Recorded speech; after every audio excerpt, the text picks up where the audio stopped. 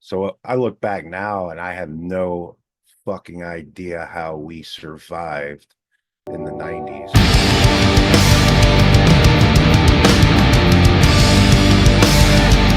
All right. So how So, was Europe? oh, fucking Amazing, amazing. I'm Yeah, sure. unreal. Like, I feel super lucky to have gone. Um, I feel more like a real musician now, you know? I'm like, oh Well, shit. glad you do. I mean, I use that loosely. Well, you've been to So Europe, do I. I use it very loosely. Yeah, but shit, last time I was there was 10 years ago at least. and So that was with Keelhaul, yeah? many things have changed since then. Yeah. Yeah, it was yeah, I think the last time I was there, maybe it was Keelhaul or Ringworm. I don't know. It was either Keelhaul or Ringworm because that's One of the two. I've been there 4 or 5 times and there's one with one or the other. Oh, very cool. I did not know that. I knew you at least went once, but Yeah, well, with Ringworm, like I think a couple times we just would go for like a festival or a week, or just little short ones. But the yeah. longer ones, I think, was Keelhaul. I What's don't the know, longest you did over probably a there? month, maybe Oh, wow. 3 weeks to a month. I don't know. It all kind of just runs together because it was so long ago.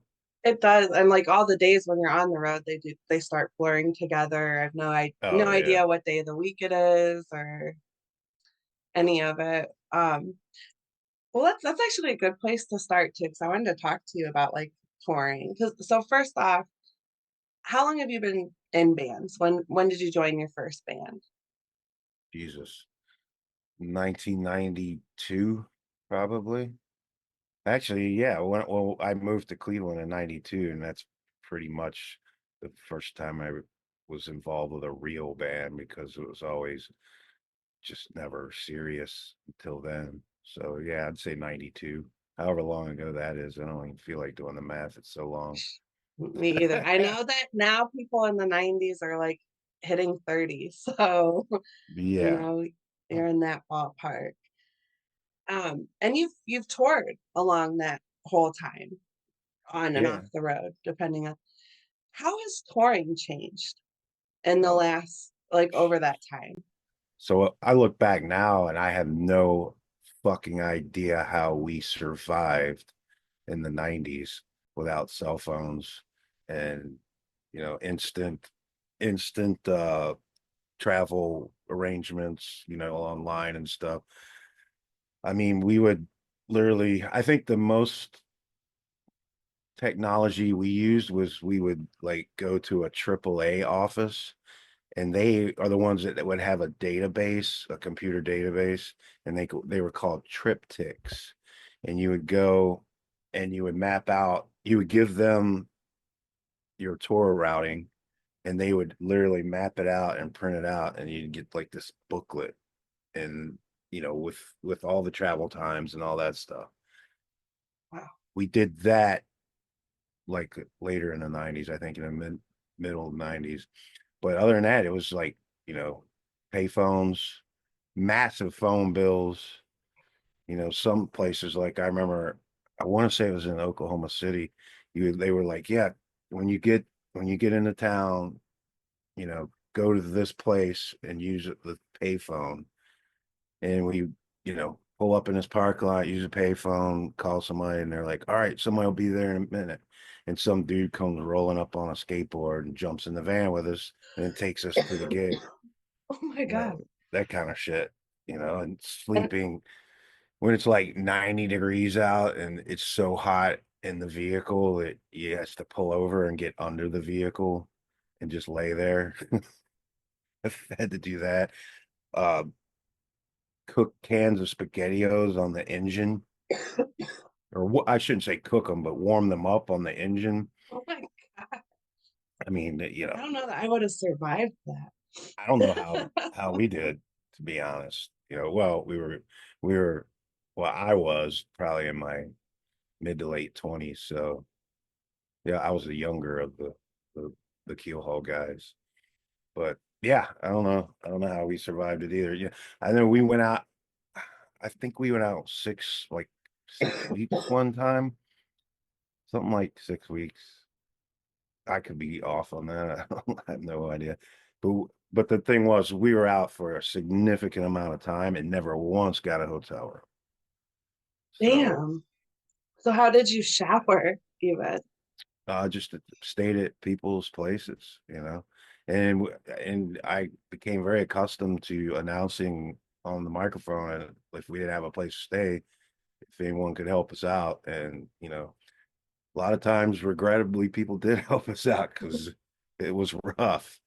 It was always a race to call the van. I got the van. I'm sleeping in the van, or Because you only know, so many people could fit or when you roll up sleeping. on a house, it's fucking punk rock hell, like just nasty as fuck, you know. Oh, Like okay. sometimes people take us to places where no one that lived there was even at the show, and we just roll up into this party house, and you know, just all kinds of sketchy situations. I think I remember one time Chris was it was in the somewhere in the desert, so it was like very cool at night. But he set up, he found a bunch of stuff outside, and he set up so like sawhorses and a door, and set it up and just slept there outside. He woke up very early when the sun came out though. So, but you know, it's just sketchy, different situation every night. Never know what you were getting into. But And yeah, how is it no hotels. now? I don't me personally, I kind of like look at touring. I don't mind sleeping in a van or something here and there, but I'm also like I work full time. I will split Oh some yeah, with my bandmates and, at sure, least try to get a good night's sleep because I'm like, I'm cashing it for a lot of the bandmates. You're cashing in your vacation time. You're right. do like, it's like, I don't think touring is a vacation by any means, but I'm also like, like I'm only gonna rough it so much. And Yeah, I maybe it's mean, the age or not doing it younger like that. But back then, none of us had any careers, so to speak, or any ties to anything, so we just didn't care, I guess. yeah, But back then, that was just kind of the way you did it. Being in yeah. an underground band, just everybody. I mean, we were no exception to the Exception to, rule. yeah, I've read about it like in books or like listened to different people's stories. And I mean, I know there's still bands that will get the occasional hotel, but will stay in the van most of the time. And I've also seen like depending on the band, the draw they have, the touring arrangements, and whomever, like bands sharing buses now because it's like, sleep there instead of grabbing a hotel or whatever Yeah. Oh else, yeah. but you have no idea what day, time, or city you're in that way because you're just in and out of this bus and Yeah. onto the road. And like by today's standards, like back then, do you view success differently than you did back then? Mm, no, no. I mean, most people's success is like money and record sales and all that. I find success as far as being in bands, success is just to continue to write music and grow in that way, and be able to continue doing it. I've always said, and we've been saying, like the Keelhaul guys, we said it way back in the day, and I still say it. It was too dumb to quit. Basically, you know, it's just what I do, and to be able to do it, and some people appreciate it. To me, that's success. That's good. I mean, that's a healthy outlook, definitely. I mean, to Oh, keep doing it. yeah. I mean, if I'd be writing stupid little pop songs if I cared about money and you know sales and whatnot. But I don't think I could do that. I mean, I could. It's fairly easy, but I wouldn't be able to stomach it. Do you think that all bands that make it kind of right to make it, or do you think there are those bands that just happen to be right place, right time, doing something that resonated with people? Oh, I think it's all of that, really. There's so many bands out there like we had no idea this was gonna blow up, which I believe them, you know. It's you never know what's gonna hit. I mean, I know I know there's musicians like that play in like, 10 different projects and each one sounds completely different because they're just fishing for the next hit, or I shouldn't Uh, say hit, but they're fishing for what's gonna take, you know, and you never know. And there's definitely people out there who try to do that, to try to write music to get fame and whatever, but it's not me. no, but you do have like a variety of projects, I'd say. Like, Well, I yeah, don't think any two of your bands really sound the same. yeah, but none of them are would ever be commercially viable. So I definitely can't be accused of trying to have No, have one to make to make it. no. What all projects are you in right now? Like what are your active, whether it be in the studio, touring, or a combination of the two? It's just mainly Axioma is constantly writing, about to go out for like 10 days. Brain Tentacles, which I do with Dave from Municipal Waste and Bruce Lamont. We have been discussing getting back together, do some writing here in a month or so. So That's we'll cool. see what happens with that. Dave's been so busy with Municipal Waste last few years. They've been just playing every nook and cranny of the world Yeah. and having a blast doing it as Yeah, they it as seems they like do. it. um just those two, those are the only two somewhat active things I'm doing right now that I can remember. Yeah, that's it. For That's use sometimes I'm using like five or six projects, but right now it's just two. Maybe I'm getting old. uh and then when you're not doing the band thing, you are a live sound engineer. Yeah, and work at random venues around Cleveland. I just did a interesting uh Cleveland Jazz Fest. That was pretty cool. So weekend of all kinds of different jazz, like Sun Ra's orchestra, which Sun Ra's not around, but the leader of the band is 100 years young.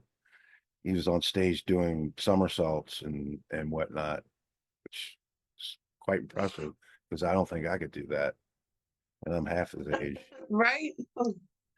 Like, in your opinion, though, like for bands that are maybe just getting started or have been active and just lack the self-awareness, like as a sound engineer, what are your biggest pet peeves? Because I see some of your Uh, posts and there's some hilarious commentary you have.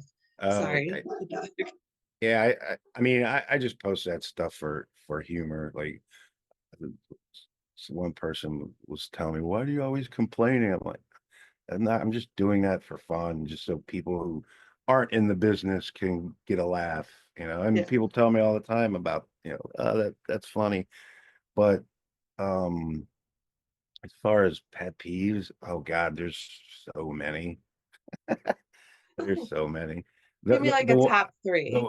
the top, well, yeah, top, probably the top one is when a sound engineer is wiring up the stage, basically, you know, putting microphones down, plugging them in. Do not play your amplifier at concert level while the sound guys or sound women, the sound people are trying to work. It's like audio is not a magical power. You have to concentrate to make things work and work correctly. And it never ceases to amaze me. Even like people who have been doing this for many, many years will literally just fire up a guitar at max volume with your head right next to it. And it's just it's not a good thing. Because I was number going to be one, damaging too to your right, ears. number one, the sound guy is the one mixing you, and you're gonna blow his ears out right there. But it's yeah, that's the number one pet peeve, I guess, that gets me. Um, and just lack. Another one is just complete lack of awareness of musicians when they're on stage, which that's basically what that is. But that many other things fall under that umbrella of the lack of awareness. And I was guilty. I know I was guilty of lack of awareness back in the '90s when I wasn't, involved working in the business. I was Yeah. guilty of it as well. So, like, what advice do you have for like a band who's maybe newer to touring and relying on house sound? Like, what are some things they can communicate to their sound person for a better sound? Or Just when you get to the venue, uh, figure out who the sound guy is, inquire, and then introduce yourself. Uh, and that goes a long way right there. And just say, hey, man, glad to be working with you. If you have any special needs, relay them to the sound guy. Don't expect him to read your mind, hmm, because everyone expects you to be a mind reader when you are running sound, especially when it comes to like monitors. yeah, You know, I was so many times I've seen it like, there's nothing in my monitor. It's because you did not tell the guy or the person to put anything in your monitor. That's why there's nothing in there. Just simple, just awareness. But yeah, yeah, for younger bands, just communication is key. Just introduce yourself. I mean, they're not going to remember all your names, and right. you know, and and as a sound guy, I don't expect any of them to remember my name, but still, just a one-on-one interaction is key to everything. Professional courtesy Yeah, is and, all and not, around. yelling, "Hey, sound guy," across the stage. I mean, it's whatever. It is what it is, but the younger bands, you gotta have a little more interaction. They're there to help you, so help them help you. And like jumping back to tour, you said Axioma's getting ready. I've seen the posts. So where all you guys going or around about areas? Starting at Pittsburgh, going down to New Orleans, and then we have a day off because then we have to drive from New Orleans to Cleveland. Oh, Uh, geez. we'll be playing with Pelican at the Beachland, and then from there we go to Chicago and then Indianapolis. Wow. That's a lot of road time. Yeah, well, specifically took a day off to drive back to Cleveland Right. because it was, we were booking all the shows ourselves, and it was basically like, okay, do we leave New Orleans and try to make our way back up to Chicago? We were having no luck with any venues anywhere, any of the In between. towns in between New Orleans and Chicago. And then Pelican asked if we could play the show, or I don't know if Pelican did, but promote Kathy or someone asked if we could do the show in Cleveland, and we just said, "Well, we'll just make a day off to drive, and that'll be 20 times better of a show than any show we could book ourselves." Thrown together. I mean, booking, did you do that before, like in the 90s or like earlier in the 2000s? Did you do a lot of that yourself, or did you always have someone you could work with? First off, I mean, speaking of how things have changed, the first few Keelhaul tours, we literally sent cassette tapes out, and then you made contacts with the people, and it was all like by mail and then by phone. I did a little bit of it. Like I think Will did most all of it for the first couple of Keelhaul, but then we started working with booking agencies, and for the most part, we've worked with booking agencies up until Axioma, and then we couldn't get a booking agent to return an email. So just like, all right, well, if you guys don't want to deal with this, we're just gonna keep doing it. Yeah. Too So dumb to quit. I don't, yeah, I don't particularly enjoy it at all. So No, it's hopefully, not easy, hope, that's for sure. And it seems like the attitudes venues have had that's changed a lot. And I don't fully blame them because like the economy, people don't go out quite like they used to. 'Cause I even remember when I was a teenager, you would just see a flyer and there'd be people at a show. That's just what people did. yeah, You that was like people, oh, everybody's at Peabody's tonight or what, yeah, a or physical in flyer. Kent. What is that? Yeah, Yeah, yeah, exactly. and Whereas it seems like now shows require a lot more promotion, they're more costly. Um, and it just seems like as much as like individuals aren't taking as big of a chance on music, we're also seeing venues aren't, or like, yeah, you can yeah, come play here, but it's going to cost you. right. And The thing I don't understand is when dealing with promoters from other towns is when our band is not from that town, yet our band is responsible for getting local openers on the bill. That's yeah, something that's new to me. yeah. Like I don't that's actually kind of asinine to me. But Well, then what is the promoter doing essentially in that equation? well, I mean, they're providing a place, and providing Okay. they're providing people to run the show, I guess, people to work there. And but it doesn't make sense to me. And I've reached out to so many bands over the last couple of months, and oh, I can only, like, I reach out to them on Instagram, and then Hmm. half of them don't even respond. And there's no like network really to reach out to bands. Like, okay, try that email, no response. Try their Instagram, oh, they respond there, or vice versa, or even Bandcamp, or there's just so many different ways. I know I don't even have access to the Axioma Instagram. So if someone tried to message me personally, I wouldn't see it. You know, Right. Justin would tell me about it, but Yeah. so I mean, it's just there's so many. I just don't understand like why a local promoter can't just hit up some bands and be like, hey, come play this show. Yeah. I have these guys coming through. I mean, Well, I isn't, that's what happens in Cleveland, anyways. yeah. Well, I mean, like, I will get bands that message me, or will message the band, like, hey, dig your sound. Will you guys play with us on this Tuesday at this venue? And I'll at Yeah, least like respond. I'll check with the band. Do we want to do this? But like for me personally, majority of the time, if I don't really know a band and I don't have a lot of free time, I don't necessarily want to just sign up for any old show. right, So I kind of get that mentality.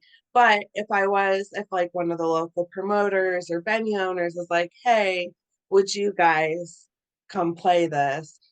I'm more likely to say yes because, exactly, you're helping out somebody you do know and you care about. right. It's a little Because different. I was literally the last couple of months basically cold calling people like, hey, you don't know me, but and I'm just not that kind of person. I don't enjoy doing that. I don't do that in any other situation in my life. Um, and Yeah. and with all the towns I've, first start with my friends' bands, and then, all right, then they can't do it or whatever. And then, okay, the promoter, like, well, here's some bands, you should reach out to them. At least they'll give me a list. And I'm like, well, don't you think if you reached out to them, they'd be more inclined to put together Say a yeah. cool show? Yeah. I don't know. Maybe it's just that's how the mentality has changed. I'm not real sure. And maybe it's just because, oh, there's no booking agent involved, so they don't really care. I don't know, but Yeah. we'll see how it goes. A few of the shows have lineups have changed like on a weekly basis, Oh gosh. so we'll see. We just had a band uh tell us that they weren't going to play, and like the show's a week from now. So, and we had to scramble to get another band, things like Wow. that. Wow. So I don't know. It's definitely much different, much different than when we used to do it back in my day, whatever. But And back in your day, do you think like the turnouts were better a lot of the time? Or no, no. okay.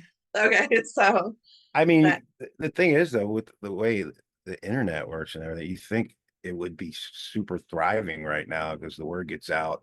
Supposedly, the word gets out so easily. yeah. Back then it was just word of mouth and handbills, actual physical flyers. Yeah. So with when you're thinking of it like that, shows should be packed these days.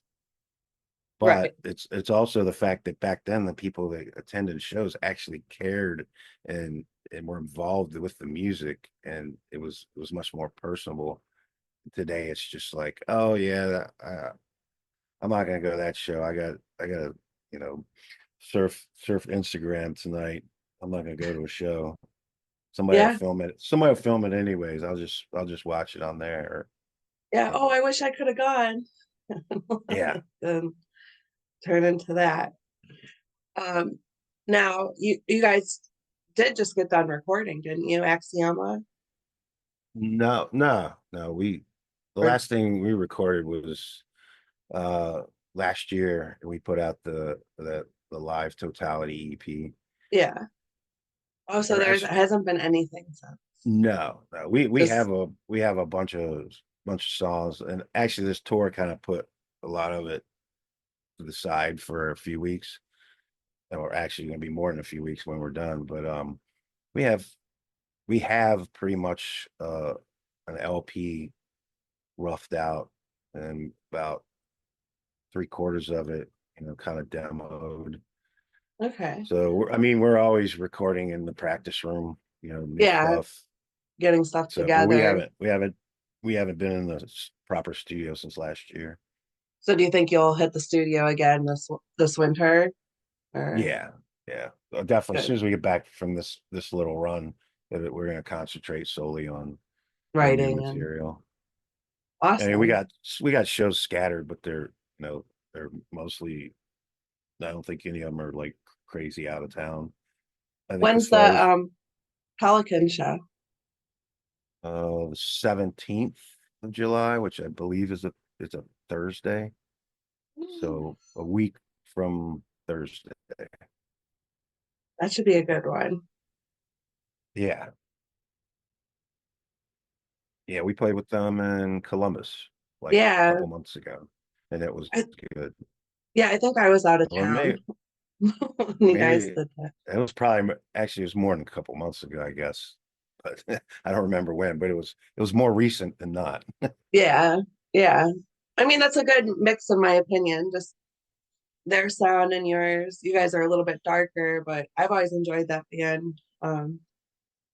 Just the instrumental side of it. Just Yeah, I've known, and this is a case of like playing with your friend's band. I've known them.